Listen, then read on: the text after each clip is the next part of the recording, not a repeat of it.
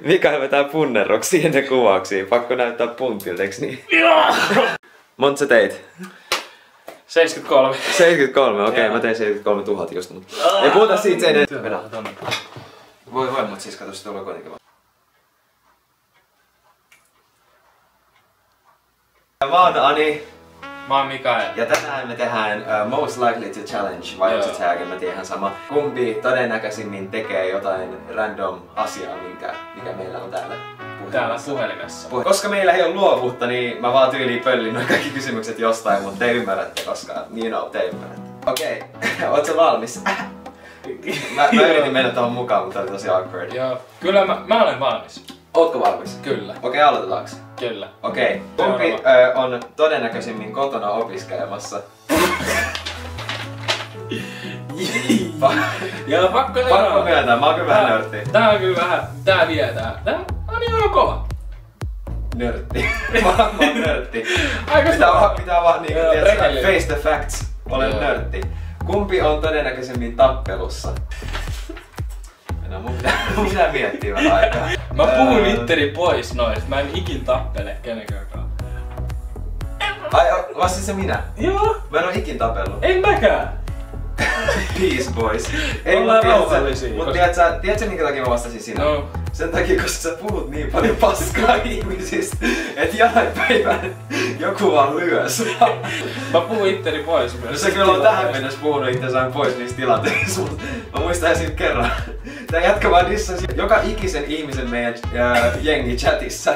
Ja se huomasi, että kaikille meni tunteisiin. Joo, mut kumpi söisi vesimelonin nopeammin? Mä voin kertoa teille yhden tarinan tästä jätkästä ja vesimelonista. Sillä oli sellainen niinku iso vesimelonislice sen kädessä. Sit se vaan kattoi mua. Sit se kääntyi sekunniksi ympäri. Ja sit kun se kääntyi takas muuhun päin, se vesimeloni oli vaan hävinnyt. Vesimeloni on rakkaus. Se on oikeesti, se on tosi hyvää. Joo. Se on hyvää. Venää mä osaan lukea. Kummal menee todennäköisemmin kauemmin suihkussa? Joo.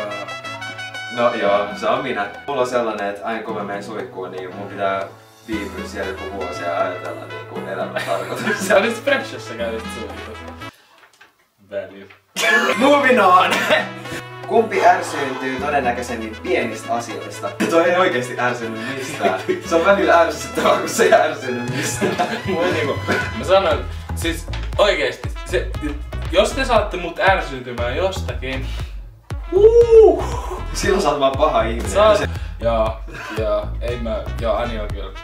Joo. Ei sekään niin pahasti. En mäkään helposti ärsynyt, kun ties pureskelee purkkaa se. Joo. Mut kyllä säkin sit vähän silleen. Kyllä mä silleen, et jäbä onko sul purkkaa, mut ei. Kumpi todennäköisemmin tanssii julkisella paikalla? Jep. Jotenkin. Tää jäbä on brassi. Tarviiks tää enempää selitystä? Se on, tiedätkö se fiilis, kun sä kuulet jonkun hyvän biisin, sä menet omaan kuplaa silleen, et sä ole tiiä. Ja sit sä rupeat vaan tanssiin.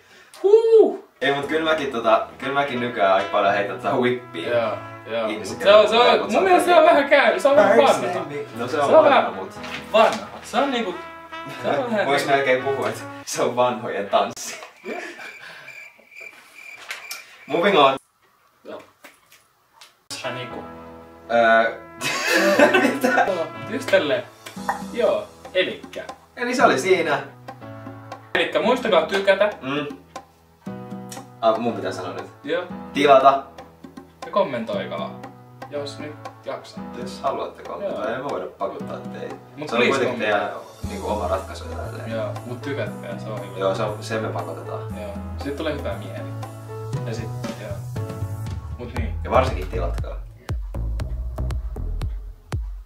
Ja kommentoikaa! Me tehdään tällä lopussa. Hei, pitäisikö tähän saada joku, joku sanonta? Vai onko se vaan silleen, että ollaan tehdään? We out. Okei. Hei! Mä haluan nyt sanoa teille kaikille, että we out! Tää viitaa tänne. Okei, mitä sä teet? Noin loput vois vielä ottaa. Kyllä. Se oli hyvä. First let me have